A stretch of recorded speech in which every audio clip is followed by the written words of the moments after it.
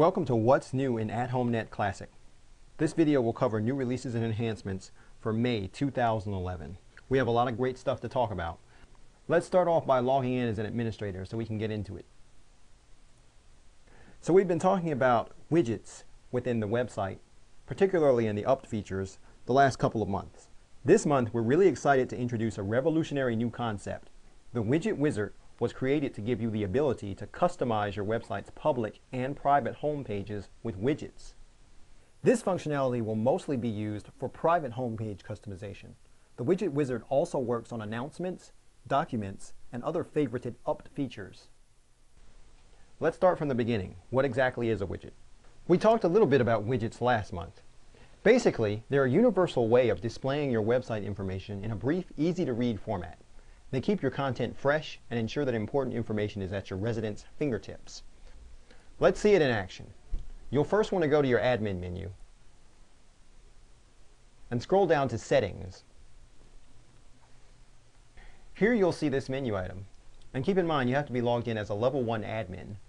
This icon for Up Your Public and Private Homepage gives you access to the Widget Wizard's capabilities. You'll see a brief summary here. So we're not forcing anyone to do this. If you're happy with your current settings and your current homepage, leave it be. But if you want to take advantage of this great powerful tool, this is where you would come. There's a brief synopsis here about how the Widget Wizard will allow you to customize your viewer's experience by providing you with tools to display your website information in a brief, easy-to-read format. You're totally in control of the widgets and how they are displayed. Then you'll be prompted to enter your password to continue. Once you enter your password, you'll then begin to see the functionality. And you'll get this notice that your website's public and private home pages have now been converted successfully. If you'd like to go back to the way your website was prior to this conversion, simply hit this reverse button. And as you can see, you'll be taken back to the main website settings page and given the option to up again. So let's walk through using the Widget Wizard to customize our private home page. Here you'll see the option for your public and private home page. Notice the Edit Page icon. This will only appear if you're a level 1 admin. This is what we're going to click on first to begin the editing process. You'll get a prompt telling you that you're now in edit mode, and of course the option to have this not shown every time you go in and out. So as you can see, right now we have this one widget that just tells us welcome to your private home page. We can edit this widget if we choose, but what we want to do is add some more widgets to customize this page to the look and feel that we like. We'll click Add, and here we see this menu has popped up with the different widgets that we can actually add. We're going to start off by adding Search. We'll click and we'll say Next.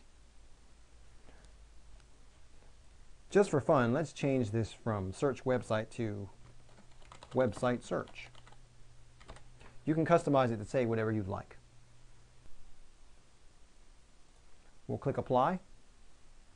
And here, the Website Search widget has appeared. Let's add another widget.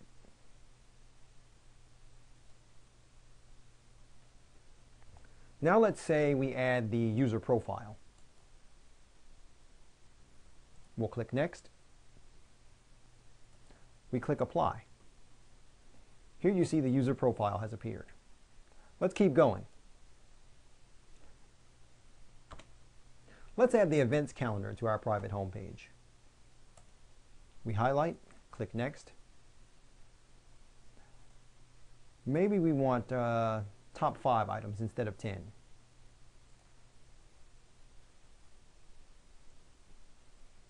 Our events calendar appears. No need to quit now, we're on a roll. Let's add our What's New.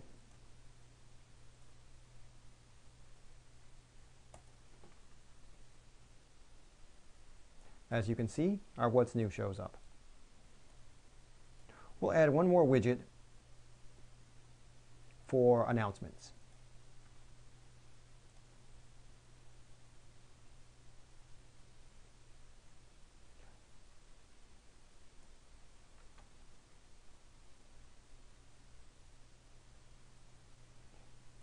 So here we have our private home page. We've got our welcome, website search, user profile, what's new, events calendar, and announcements. But let's say we want to change this a little bit. We already know that we can edit the feature descriptions, but we can also edit the placement of these items. If we go to Edit Widget, Move Widget, when we click here, this tool will appear.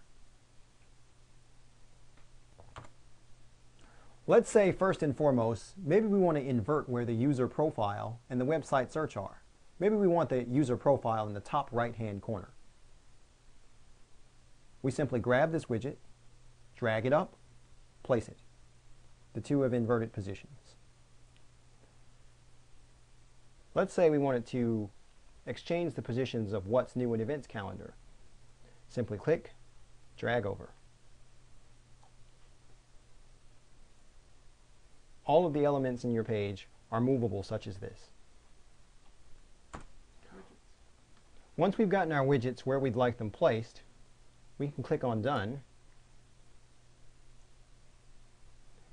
We can go back into Edit Page and change some of the properties of these particular widgets. For example, let's edit the events calendar. Maybe we only wanted it to show 5 instead of 10. Click Apply. The Announcements widget, once we edit the properties, we could change to 12 items and change the list to side by side.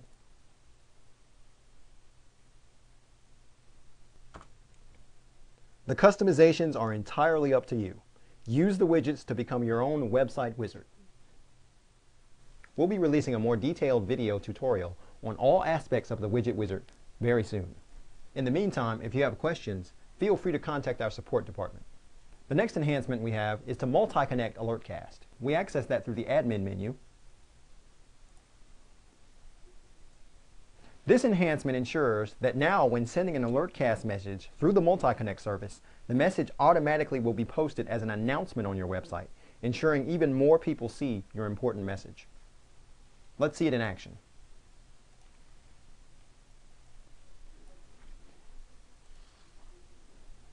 We'll send a new alert for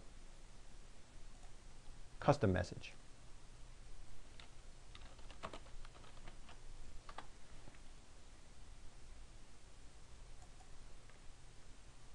We'll go ahead and send the alert.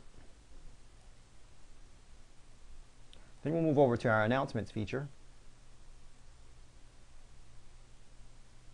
And as you can see, our AlertCast custom message about the charity auction appears at the top under the most recent announcements. The next enhancement is to the address book feature. User profiles in the address book have custom fields that allow the administrator to store information specific to their association. These fields have customizable security levels, allowing you to control who can edit or view the information in each custom field. We go into the admin menu, into Settings. As you scroll down to the address book section, you'll see here that these custom fields now exist. They have individualized security levels. You can set those levels. For instance, the default setting for all of these is 50, which is resident. But if you want to change those to administrator only, you would simply click them as a 1. So let's say, for example, we wanted to create 3 additional fields that our managers could see when they log in, but not necessarily all of the residents. So we'd set the edit and view levels at 1 for administrator. And keep in mind, you have to save changes on each of these fields individually. Once we've made our changes, we go to the address book, into residents. Let's select Michael Henderson. So when we edit this particular resident, we add in our fields, and we see here that the security levels are set. We can add license plate number,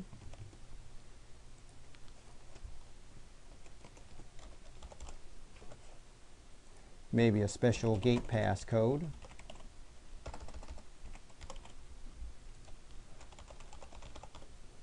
other such information as this. We save our changes.